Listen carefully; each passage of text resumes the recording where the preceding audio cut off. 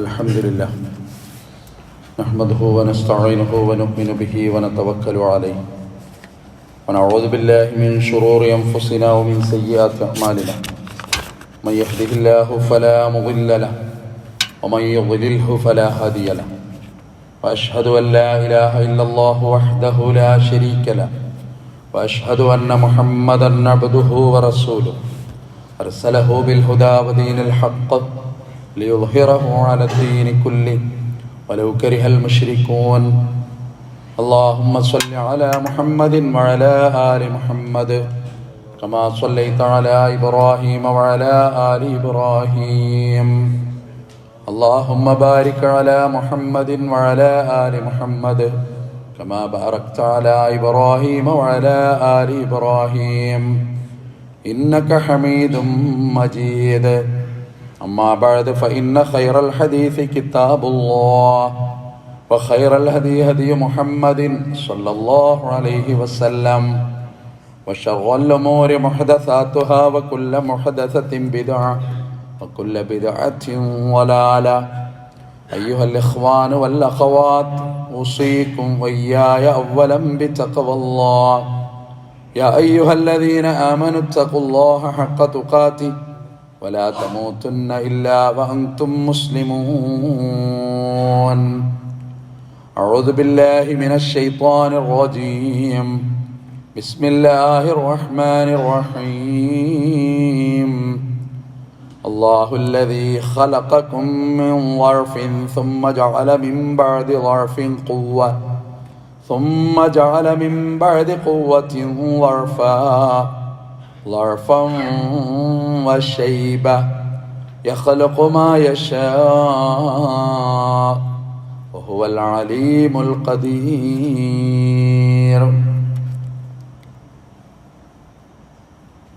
ബഹുമാനികളായ സത്യവിശ്വാസികളെ വിശ്വാസികളെ, അല്ലാഹു സുബ്ഹാനഹു വ തആലയുടെ വിധിവിലക്കുകൾ ജീവിതത്തിലെമ്പാടും പാലിക്കുവാൻ എന്നോട് നിങ്ങളോടും ഓർമ്മപ്പെടുത്തുന്നു, വസിയത്ത് ചെയ്യുന്നു. അല്ലാഹു സുബ്ഹാനഹു വ തആല ഇരു ലോക വിജയികളുടെ കൂട്ടത്തിൽ ഉൾപ്പെടുത്തി നമ്മളെല്ലാവരെയും അനുഗ്രഹിക്കുമാറാകട്ടെ.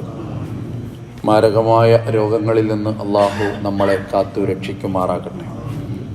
അല്ലാഹുവിൻ്റെ അളവറ്റ അനുഗ്രഹമാണ് ഓരോ വെള്ളിയാഴ്ചയും നമുക്ക് സമ്മാനിക്കുന്നത് എന്ന് നാം തിരിച്ചറിയുന്നു. കാലത്തിൻ്റെ അഭംഗുരമായ യാത്രക്കിടയിൽ, രാവും പകലുകളും മാറി മാറി വരുന്നതിനിടയിൽ, ആയുസ് തീർന്നു പോകുന്നതിനിടയിൽ പുതിയ പുതിയ അനുഭവങ്ങളും കാഴ്ചകളും നമ്മൾ കേൾക്കുന്നതിനിടയിൽ നമ്മുടെ ആയുസ്സിൻ്റെ സുപ്രധാനമായ ഭാഗങ്ങളൊക്കെ അന്യം നിന്ന് പോയിക്കൊണ്ടിരിക്കുന്നു എന്ന് നാം തിരിച്ചറിയുന്നു. പരലോകത്ത് അല്ലാഹു സുബ്ഹാനഹു വ തആല ചോദിക്കുന്ന ചോദ്യങ്ങളിൽ വളരെ പ്രധാനപ്പെട്ട ഒരു ചോദ്യമുണ്ട്. അത് നമ്മുടെ യൗവന കാലഘട്ടത്തെക്കുറിച്ചാണ്. ഇപ്പോൾ യൗവനത്തിലുള്ളവർക്ക് ആണ് അത് ശ്രദ്ധിക്കാൻ സാധിക്കുക. യൗവനം വിനഷ്ടമായവർക്ക് ഭൂതകാലത്തിൻ്റെ ആ നല്ല ഓർമ്മകളിലേക്ക് തിരിഞ്ഞു നിന്ന് ഓർക്കുവാൻ മാത്രം സാധ്യമാകുന്ന ഒരു സംഗതിയുമാണ്.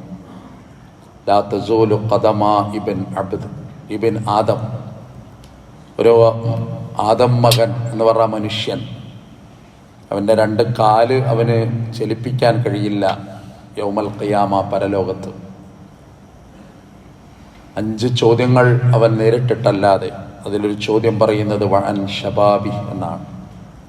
അവൻ്റെ യൗവന കാലത്തെ ആണ് ഖുർആൻ പരിചയപ്പെടുത്തുന്നത്. ജീവിതത്തിൻ്റെ ഒരു സുവർണ കാലഘട്ടമാണ്. ആരോഗ്യം ഒരുപാടുള്ള കാലമാണ്. രോഗങ്ങൾ വലിയ പരിചയം പോരാത്ത കാലമാണ്. മനസ്സ് ഉദ്ദേശിക്കുന്നിടത്ത് ശരീരം വരുന്ന കാലമാണ്. ഖുർആൻ ആ കാലത്തെ പരിചയപ്പെടുത്തിയത് സീനത്ത് എന്നാണ്, സൗന്ദര്യത്തിൻ്റെ കാലം എന്നാണ്. അള്ളാഹിൻ്റെ അനുഗ്രഹം കൊണ്ട് നമുക്ക് ലഭിച്ച സമ്പത്തിനെ ഖുർആൻ സീനത്ത് എന്ന് പറഞ്ഞിട്ടുണ്ട്. അൽ മാലു, നമ്മുടെ പ്രതീക്ഷകളും സ്വപ്നങ്ങളുമായ മക്കളെയും ഖുർആൻ സീനത്ത് എന്ന് പറഞ്ഞിട്ടുണ്ട്. അൽ മാലു വൽ ബനൂന സീനത്തുൽ ഹയാത്തി ദുനിയ. മനുഷ്യൻ്റെ ആരോഗ്യത്തെ ഉള്ള സൗന്ദര്യ കാലഘട്ടത്തെ അലമു അന്നമൽ ഹയാത്തു ദുനിയ ലഅബുൻ വലഹ്വുൻ വസീന. ഖുർആൻ സീനത്ത് എന്ന് യൗവന കാലഘട്ടത്തെ പ്രയോഗിച്ചതും കാണുന്നു. പരിശുദ്ധ ഖുർആൻ സൂറത്തുർ റൂമിലെ 54-ാമത്തെ ആയത്താണ് ഓതി വെച്ചത്. അല്ലാഹുല്ലദീ ഖലഖക്കും, അല്ലാഹു നിങ്ങളെ പടച്ചു. മിൻ ലഅഫിൻ, ദൗർബല്യത്തിൽ നിന്ന് നിങ്ങളെ പടച്ചു. ഭൂമിയിൽ മനുഷ്യൻ വന്ന ആദ്യത്തെ ദിവസം ദൗർബല്യങ്ങളുടേതാണ്. ആദ്യത്തെ ദിവസം എന്ന് മാത്രമല്ല, ആദ്യത്തെ 2 കൊല്ലം ദൗർബല്യങ്ങളുടേതാണ്. ഉമ്മയില്ലാതെ, ഉമ്മയുടെ സഹകരണമില്ലാതെ, ആ സ്നേഹമില്ലാതെ, ആ ലാളനയില്ലാതെ, ആ അമ്മിഞ്ഞ പാലില്ലാതെ, ആ താരാട്ട് പാട്ടില്ലാതെ ഭൂമിയിലെ അർത്ഥപൂർണമായൊരു ജീവിതത്തിൻ്റെ തുടക്കം നമുക്ക് സാധ്യമേ അല്ല.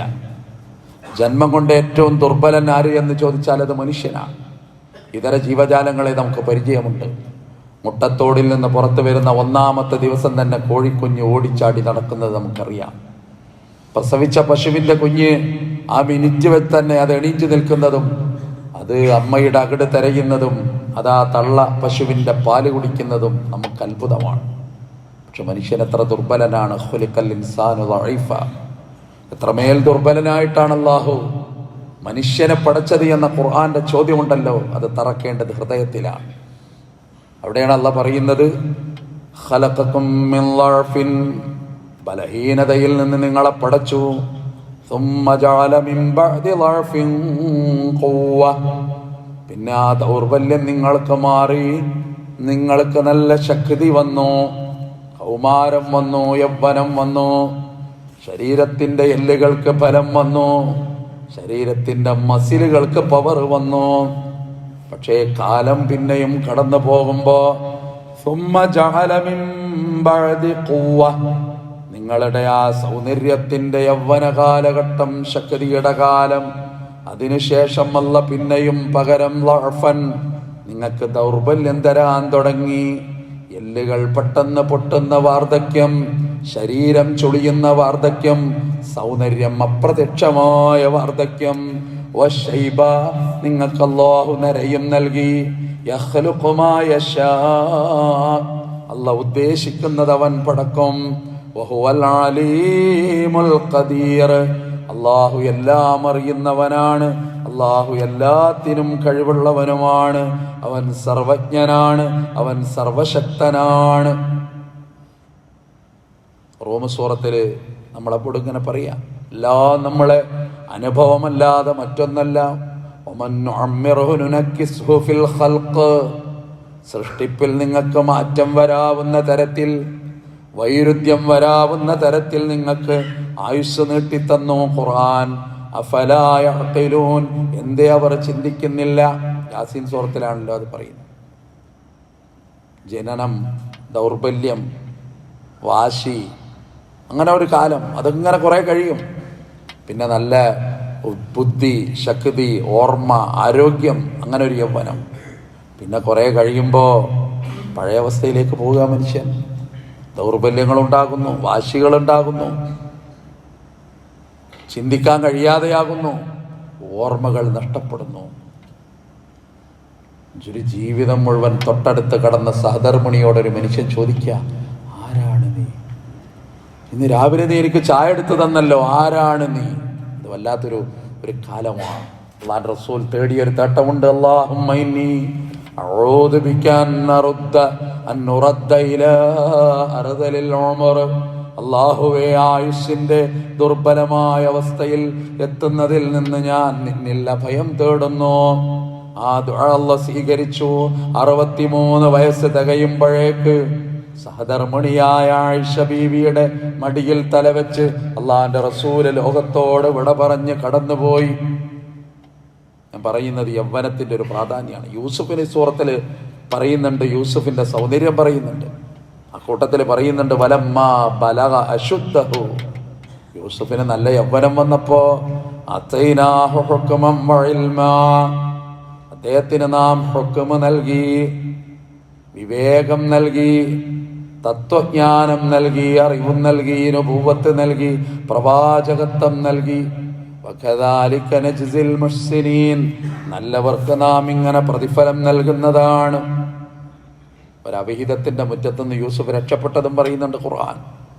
എന്നിട്ട് യൂസുഫ് എന്ന പ്രവാചകൻ പറയാണ്, റബ്ബി സിജ്നു അഹബ്ബു ഇലയ്യ മിമ്മാ യദ്ഊനനി, അവരെന്നെ ക്ഷണിക്കുന്നതിനേക്കാളും എനിക്കിഷ്ടം അല്ലാഹുവേ ഈ ജയിലറയാണ്, ഈ കാരാഗ്രഹമാണ്. അവരെന്നെ ക്ഷണിക്കുന്ന ഏറ്റവും വൃത്തികെട്ട ഏർപ്പാടിനേക്കാളും എനിക്കിഷ്ടം എന്ന് യൂസഫ്. ഇന്നഹും ഫിത്യത്തുൻ ആമനൂ ബിറബ്ബിഹിം, വെള്ളിയാഴ്ചകളിൽ നമ്മൾ പാരായണം ചെയ്യുന്ന കഹ്ഫ് സൂറത്തിൽ ഒരു പറ്റം യുവാക്കളെ പറ്റി പറയുന്നുണ്ട്. അതും വലിയ പാഠമാണ്. ഇബ്രാഹിം എന്ന ചെറുപ്പക്കാരൻ്റെ കഥ പറയുന്നുണ്ട് ഖുർആൻ.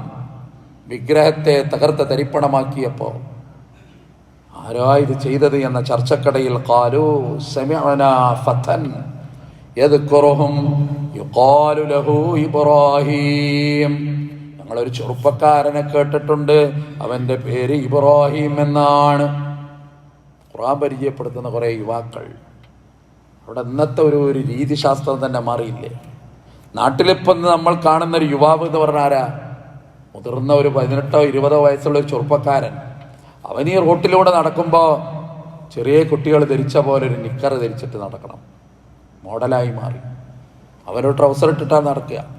2 ചെവിയിലും ഹെഡ്സെറ്റ് വെക്കണം, മുടിയൊക്കെ എങ്ങോട്ടൊക്കെ പാറിപ്പറക്കണം, വികൃതമായൊരു കോലം കെട്ടണം, എപ്പോഴും ഇങ്ങനെ പാട്ട് കേട്ട് ഇങ്ങനെ നടക്കണം. അവൻ്റെ കയ്യിൽ എന്ത് വേണം? ഒരു ചങ്ങല വേണം, കഴുത്തിലൊരു ചങ്ങല വേണം.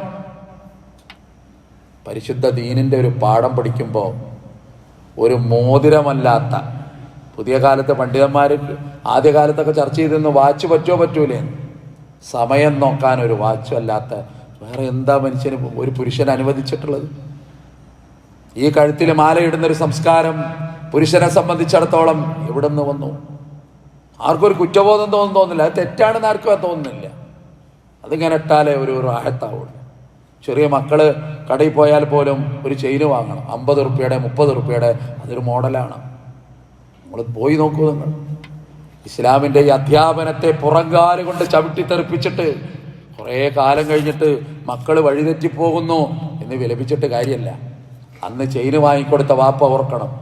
അന്ന് കയ്യിൽ ചെയിനിട്ട് കൊടുത്ത വാപ്പാക്കൊരു ഉത്തരവാദിത്ത ബോധമുണ്ടത്. മുടി വെട്ടുമ്പോൾ പ്രത്യേക രീതിയിൽ തന്നെ നീ വെട്ടണം, എനിക്ക് ആളുകൾക്കിടയിൽ എനിക്കൊരു സ്റ്റാറ്റസ് ഇട്ട് എന്ന് പറഞ്ഞാൽ അന്നത്തെ ഒരു വാപ്പ പിന്നീട് അതൊക്കെ ഓർക്കണം. അബദ്ധ സഞ്ചാരങ്ങളിലേക്ക് മക്കളെ തള്ളിയിട്ടിട്ട് അതേസമയത്ത് ഇപ്പോൾ നോക്കൂ നിങ്ങൾ, മാനമര്യാദക്ക് ഔറത്ത് മറക്കുന്നൊരു പെൺകുട്ടി, അവൾ മോശക്കാരിയാണ്. മാന്യമായ രീതിയിൽ വസ്ത്രം ധരിക്കുന്ന ഒരു ചെറുപ്പക്കാരൻ, 5 നേരം പള്ളിയിൽ പോകുന്ന ഒരു ചെറുപ്പക്കാരൻ, ആളുകൾക്കിടയിൽ ചെറുപ്പക്കാർക്കിടയിൽ ഓനെന്തോ ഒരു 2ാം നമ്പറാണ്. ആ ഒരു തലത്തിലേക്ക് മസ്തിഷ്കം പോലും നമ്മളെ ചിന്തകളെ മാറ്റിമറിച്ചെങ്കിൽ, അറിഞ്ഞോ അറിയാതെയോ നമ്മളതിനെ ന്യായീകരിക്കാൻ തുടങ്ങിയെങ്കിൽ, അതല്ലെങ്കിൽ അത്തരം സംഗതികൾക്ക് നാം അർത്ഥഗർഭമായ മൗനം പാലിക്കാൻ തുടങ്ങിയെങ്കിൽ, ഇന്നലെ മിഞ്ഞാന്നൊക്കെ വാട്സപ്പിൽ ഇങ്ങനെ ഒഴുകി നടക്കുന്ന ഒരു റാഗിങ്ങിൻ്റെ ചിത്രമുണ്ട്. അത് മെഡിസിൻ പഠിക്കാൻ പോയ ചില്ലറക്കാരല്ലല്ലോ, അത് നല്ല മാർക്കുള്ള കുട്ടികൾ ക്രൂരമായിട്ട് എന്താണ് കാണുന്നത്? കാണാൻ കഴിയില്ല. സ്വസ്ഥതയോടുകൂടി ഒരു പിതാവിനും മാതാവിനും വിദൂരദിക്കിൽ പറഞ്ഞയച്ച മക്കളെപ്പറ്റി ഓർത്തിട്ട് രാത്രി കിടന്നുറങ്ങാൻ കഴിയാത്ത തലത്തിൽ എന്നോ നടന്ന സംഭവം. അതിപ്പോൾ പുറത്തിപ്പോഴാണ് വരുന്നത്. മൂടിവെക്കാൻ വിധിക്കപ്പെട്ട ഒരു സമൂഹം, പുറത്ത് പറഞ്ഞാൽ പ്രതിയാക്കപ്പെടുന്ന ഒരു സമൂഹം, ഭീകരത എന്ന് പറഞ്ഞ് പലതും ചാർത്തുമ്പോൾ ഏറ്റവും വലിയ ഭീകരമായ കാഴ്ചയാണ് നമ്മളിപ്പോൾ കാണുന്നത്. അവിടെയാണ് യൗവനം. അള്ളാഹുവിൻ്റെ പ്രവാചകൻ പറയുന്നുണ്ട്, മഹ്ശറിൽ തണൽ കിട്ടുന്ന 7 വിഭാഗം. അതിലൊരു വിഭാഗത്തെ പറഞ്ഞത് വശാബൻ, അവനൊരു യുവാവാണ്.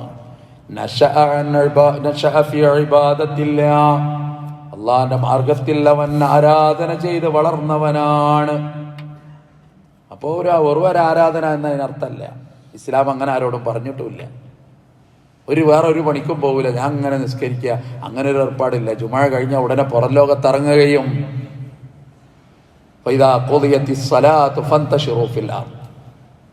വബ്തഗൂ മിൻ ഫളില്ലാഹ്, അല്ലാഹ് തന്ന ഔദാര്യം അന്വേഷിക്കണം, ധാരാളമായിട്ട് റബ്ബിനെ ഓർക്കണം.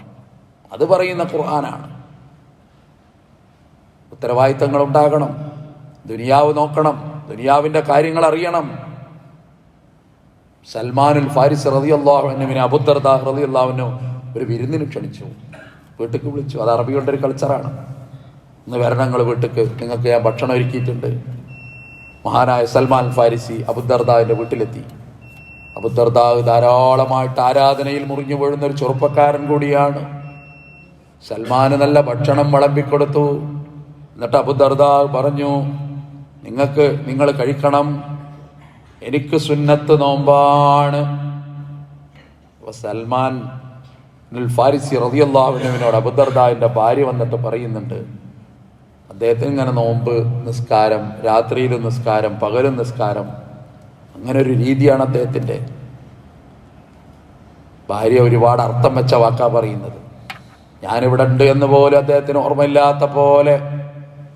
അപ്പൊ സൽമാൻ ഫാരിസി പറഞ്ഞു, ഞാൻ നിങ്ങളെ ഭക്ഷണം കഴിക്കണമെങ്കിൽ നിങ്ങൾ നോമ്പ് മുറിക്കണം, നിന്നിട്ട് എൻ്റെ കൂടെ ഇരിക്കണം. അബൂദർദാവിന് വിഷമമായി. വീട്ടിൽ വന്ന അതിഥി ഭക്ഷണം കഴിക്കാതെ ഇറങ്ങിപ്പോവുക എന്നുള്ളത് ഇസ്ലാമിക സംസ്കാരത്തിന് വലിയ മാനക്കേടാണ്. അപ്പൊ സൽമാന്റെ നിർബന്ധത്തിന് വഴങ്ങി അബൂദർദാ റളിയല്ലാഹു അൻഹു ആ ഭക്ഷണം അങ്ങോട്ട് കഴിക്കുക, നോമ്പ് മുറിച്ചു. പക്ഷെ അസ്വസ്ഥമാണ് മനസ്സ്. എന്നിട്ട് സൽമാൻ പറഞ്ഞു പോരുമ്പോ, ഇന്ന ലി റബ്ബിക അലൈക ഹഖൻ, റബ്ബിനോട് നിനക്ക് കടപ്പാട്, വലി നഫ്സിക അലൈക ഹഖൻ, നിന്റെ ശരീരത്തോട് നിനക്ക് കടപ്പാട്, വലി അഹ്ലിക അലൈക ഹഖൻ, നിന്റെ സഹധർമ്മിണിയോട് നിനക്ക് കടപ്പാടുണ്ട്. ഫഅതി കുല്ലദി ഹഖിൻ ഹഖാ, കടപ്പാട് കൊടുക്കേണ്ടവർക്കൊക്കെ നീ കൊടുക്കണം കേട്ടോ എന്നും പറഞ്ഞു പോന്നു.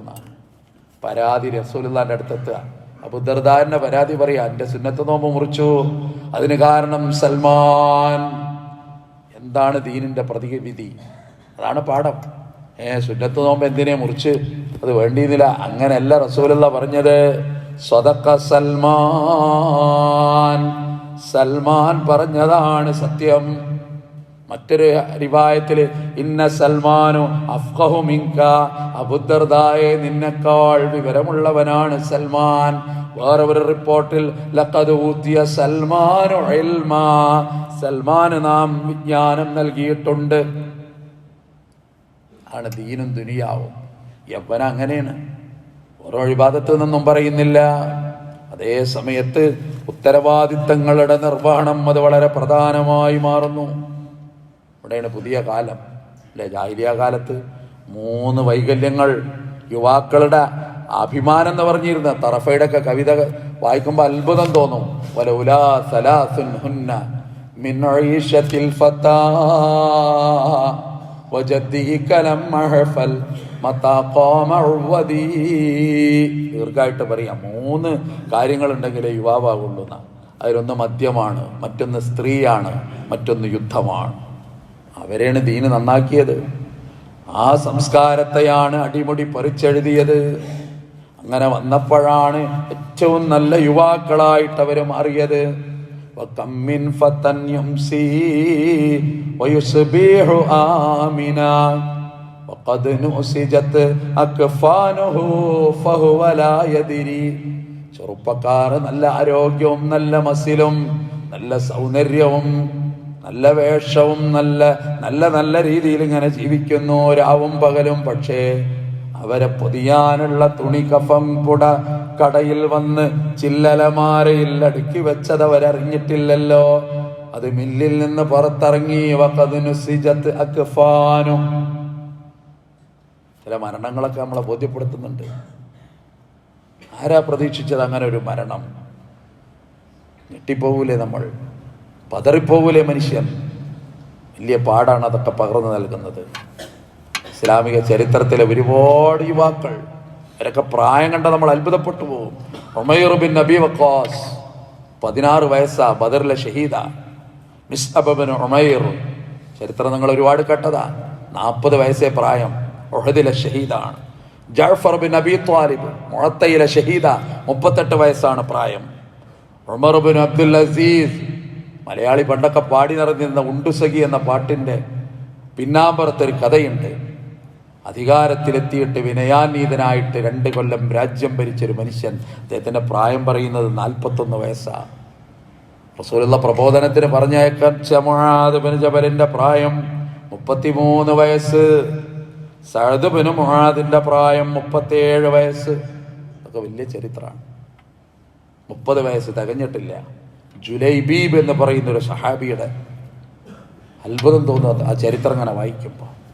അദ്ദേഹത്തെ നല്ല ദാരിദ്ര്യമുള്ള മനുഷ്യൻ, അതോടൊപ്പം കാണാൻ സൗന്ദര്യം കുറഞ്ഞ മനുഷ്യൻ, എന്നാലോ വിവാഹത്തിന് നല്ല ആഗ്രഹമുണ്ട് അദ്ദേഹത്തിന്. റസൂലുള്ളാഹിനോട് പറയും ഇടക്കിടക്ക് എനിക്കൊരു വിവാഹം വേണം.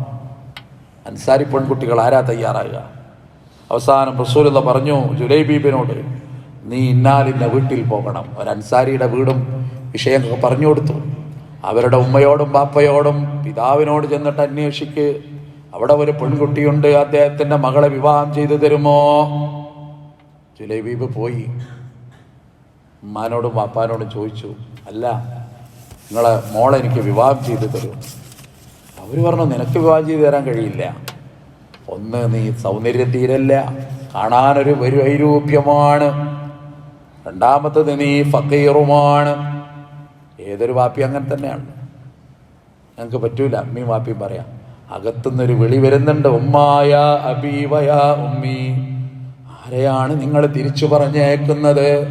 അള്ളാന്റെ റസൂല് ഈ വീട്ടിലേക്ക് പറഞ്ഞയച്ച ഒരു മനുഷ്യന്റെ രൂപം എന്താവാകട്ടെ, നബി തെരഞ്ഞെടുത്ത ഒരു തെരഞ്ഞെടുപ്പ്, അത് വേണ്ടെന്ന് പറയാൻ നിങ്ങൾക്ക് ദീനിൽ എന്തധികാരം? അതുകൊണ്ട് ഞാൻ സന്നദ്ധമാണ്. അകത്തുനിന്ന് പെൺകുട്ടിയുടെ ശബ്ദം കേട്ട മാതാവും പിതാവും ഞെട്ടിപ്പോയി. അങ്ങനെ വിവാഹങ്ങൾ നടന്നു. അതൊരു വലിയ വിവാഹമാണ്, വലിയ ചരിത്രമാണത്. പുതിയ കാലത്തെ വിവാഹത്തെ പറ്റിയൊന്നും പറയാൻ സമയമല്ല, പറയേണ്ട കാര്യമല്ല. അതാണ് അവസ്ഥ. ആ വിവാഹം നടന്നിട്ട് നിങ്ങൾ ഓർക്കണം, പ്രിയപ്പെട്ട സഹോദരന്മാരെ സഹോദരിമാരെ, അന്നത്തെ ഒരു രാത്രി കടപ്പറ പങ്കിടേണ്ട രാത്രി, പെട്ടെന്ന് യുദ്ധത്തിന്റെ വിളിയാളം മുഴങ്ങി. പെട്ടെന്ന് ജുലൈബീബ് റളിയല്ലാഹു അൻഹു അവിടെ നിന്ന് എണീറ്റു, രണാങ്കളത്തിൽ പോയി.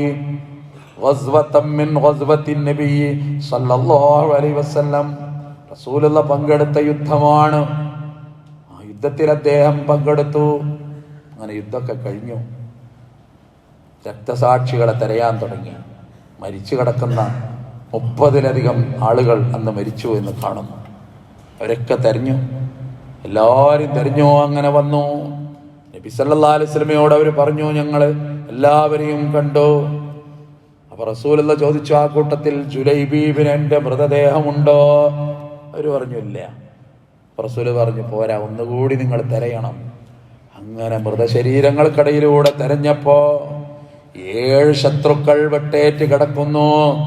അതിൻ്റെ ഇടയിൽ ഒരു മയ്യത്ത്, അത് ജുലൈബീബ് റളിയല്ലാഹു അൻഹുവിൻ്റെതാണ്.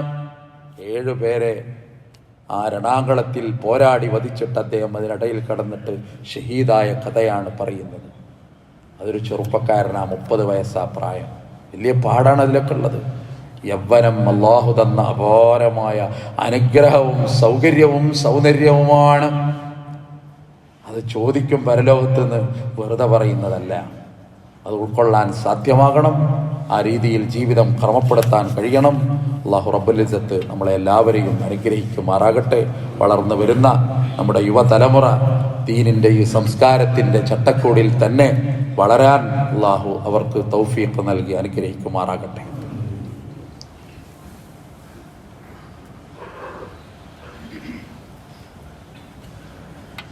അൽഹംദുലില്ലാഹി റബ്ബിൽ ആലമീൻ വസ്സലാത്തു വസ്സലാമു അലാ അഷ്റഫിൽ മുർസലീന വഅലാ ആലിഹി വസഹ്ബിഹി അജ്മഈൻ. ഇത്തഖുല്ലാഹ ഇബാദല്ലാഹ്. സാനിയൻ ബിത്തഖവല്ലാഹ്. ബഹുമാന്യ സഹോദരി സഹോദരന്മാരെ, ഒരിക്കൽ കൂടി തഖ്വ കൊണ്ട് വസിയത്ത് ചെയ്യുന്നു. പരിശുദ്ധ റമളാൻ പടിവാതിൽക്കൽ എത്തി നിൽക്കുന്നു. അല്ലാഹുവിൻ്റെ അപാരമായ അനുഗ്രഹം കൊണ്ട് ആ റമളാനിൽ എത്തിച്ചേരുവാനും അതിലെ ഇബാദത്തുകൾ നിർവഹിക്കുവാനും അല്ലാഹു നമുക്കൊക്കെ തൗഫീഖ് പ്രദാനം ചെയ്ത് അനുഗ്രഹിക്കുമാറാകട്ടെ.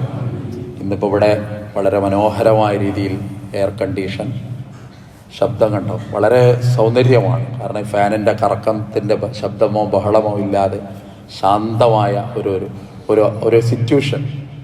അതുപോലെ നല്ല പുറത്ത് നല്ല ചൂട്, അകത്ത് നല്ല ശൈത്യം. ഇത് ദാനം ചെയ്ത, ഇതിനു വേണ്ടി മെനക്കെട്ട, ഇതിനു വേണ്ടി ചിന്തിച്ച, ഇതിന് പ്രോത്സാഹനം നൽകിയ, ഇത് യാഥാർത്ഥ്യമാക്കിയ മുഴുവൻ ആളുകൾക്കും അള്ളാഹു സ്വർഗം നൽകി അനുഗ്രഹിക്കുമാറാകട്ടെ. അവരുടെ എല്ലാവിധ ഇഹവും പരവുമായ ഉദ്ദേശങ്ങൾ അള്ളാഹു നിറവേറ്റിക്കൊടുത്ത് അനുഗ്രഹിക്കുമാറാകട്ടെ. അതുപോലെ റമദാനാണ് വരുന്നത്.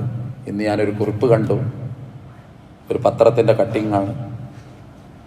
മിക്ക പള്ളികളിലും സ്ത്രീകൾക്ക് സൗകര്യമുള്ള പള്ളികളുടെ കഥ അല്ലേ. ആണുങ്ങളുടെ അവിടെ നല്ല വൃത്തി ഉണ്ടാവും, പെണ്ണുങ്ങളുടെ അവിടെ ഒരു വെള്ളം വെക്കൂല, അവിടെ ഒരു വൃത്തി ഉണ്ടാവില്ല. അവിടെ കുറേ പഴയ നിസ്കാരക്കുപ്പായവും കുറേ ഷോക്സും അതൊക്കെ പാടങ്ങനെ അടിഞ്ഞു കൂടല. എന്നിട്ട് എന്നേലും അവിടെ വരുന്ന പാവം പെണ്ണുങ്ങൾ അവർക്ക് ആദ്യം അവിടെ വൃത്തിയാക്കിയിട്ട് വേണം അവിടെ ഒന്ന് ആരാധന നടത്താൻ. ഒരു സഹോദരിയുടെ കുറിപ്പ് കണ്ടു. അപ്പോൾ അത് വളരെ ശ്രദ്ധിക്കേണ്ട ഒരു സംഗതിയാണ്. നവോത്ഥാനം എന്ന് പറയുന്നത് ഒരു ഭംഗിവാക്ക് മാത്രമല്ല. നമ്മുടെ നേർപ്പാതികളായ നമ്മുടെ സഹോദരിമാർ, നമ്മുടെ ഉമ്മമാർ, അതുപോലെ നമ്മുടെ വേണ്ടപ്പെട്ടവരൊക്കെ അല്ലെ, ഒരു കുടുംബ സംവിധാനത്തിൻ്റെ നെടും തൂണുകൾ. അവർക്കും സൗകര്യങ്ങൾ ഉണ്ടാകണം, അവർക്കും ഇതുപോലെ എയർ കണ്ടീഷൻ ഉണ്ടാകണം, AC ഉണ്ടാകണം. അപ്പോൾ അവിടെ പൂർണ്ണമായി ആയിട്ടില്ല എന്നാണ് അറിയാൻ സാധിച്ചത്. അപ്പം അതുകൂടി റമദാനിന് മുമ്പേ തന്നെ ഓഫറുകൾ വരുന്നുണ്ട്. അത് നല്ല നിയ്യത്തോടു കൂടി, നല്ല ഉദ്ദേശത്തോടു കൂടി, പരലോകം മാത്രം നിയ്യത്ത് വെച്ച് അള്ളാൻ്റെ ഒരു വജ്ഹ് കരുതി അതിലേക്ക് നിങ്ങൾ ഒരുങ്ങണം. അത് ബന്ധപ്പെട്ടവരുമായി സമീപിക്കണം. അതുപോലെ ഇവിടെ ഒരു സോളാർ സംവിധാനത്തെക്കുറിച്ച് ആലോചിച്ചിട്ടുണ്ട്. അതുണ്ടെങ്കിൽ പുതിയ ഊർജ പ്രതിസന്ധിയൊക്കെ വരുന്ന കാലമാണ്, കറണ്ടിനൊക്കെ നല്ല ബില്ല് വരുന്ന കാലമാണ്. അപ്പം അതുകൂടി അതിൻ്റെ ഭാഗമാണ്. അത്തരം നല്ല പ്രവർത്തനങ്ങൾ ചെയ്യാൻ നമുക്ക് സാധ്യമാകണം. റമദാന് മുമ്പേ ഇനി 2 വെള്ളിയാഴ്ചകൾ മാത്രമാണ് നമുക്ക് ബാക്കിയുള്ളത്. അതിനിടയിൽ അതൊക്കെ നടക്കണം. ഇൻഷാ അല്ലാഹ് നമ്മളൊരു കാര്യത്തിന് ഇറങ്ങി പുറപ്പെട്ടാൽ അള്ളാഹു അത് വിജയിപ്പിക്കും എന്ന കാര്യത്തിൽ തർക്കമില്ല. നല്ല നിയ്യത്ത്, നല്ല ഉദ്ദേശം, അള്ളാഹു നമ്മുടെ നല്ല ഉദ്ദേശങ്ങൾ നിറവേറ്റി തന്ന് അനുഗ്രഹിക്കുമാറാകട്ടെ. പാപങ്ങളൊക്കെ അള്ളാഹു പുറത്ത് മാപ്പാക്കി തരുമാറാകട്ടെ. പള്ളിയുടെ ചുറ്റുവട്ടത്തും കടന്നുറങ്ങുന്ന നമ്മുടെ ഓർമ്മകളായ കുറേ ആളുകളുണ്ട്. അവരുടെ ഖബറിടം അള്ളാഹു സ്വർഗ്ഗതുല്യമാക്കി കൊടുത്ത് അനുഗ്രഹിക്കുമാറാകട്ടെ. മരണസമയത്ത് ഈമാൻ കിട്ടി മരിക്കുന്ന ഭാഗ്യവാന്മാരുടെ കൂട്ടത്തിൽ ഉൾപ്പെടുത്തി അള്ളാഹു തആല നമ്മളെല്ലാവരെയും അനുഗ്രഹിക്കുമാറാകട്ടെ. കുടുംബജീവിതത്തിൽ സ്വസ്ഥതയും സമാധാനവും ഖുർറത്തു അയ്നും തന്ന് അള്ളാഹു അനുഗ്രഹിക്കുമാറാകട്ടെ. നമ്മുടെ മക്കൾ ഇരുലോക വിജയികളുടെ കൂട്ടത്തിൽ ആക്കി തന്ന് അള്ളാഹു അവരെ അനുഗ്രഹിക്കുമാറാകട്ടെ. മനസ്സിന് സമാധാനവും സ്വൈരവും നമ്മുടെ മക്കളിൽ നിന്ന് അള്ളാഹു നമുക്ക് നൽകി അനുഗ്രഹിക്കുമാറാകട്ടെ.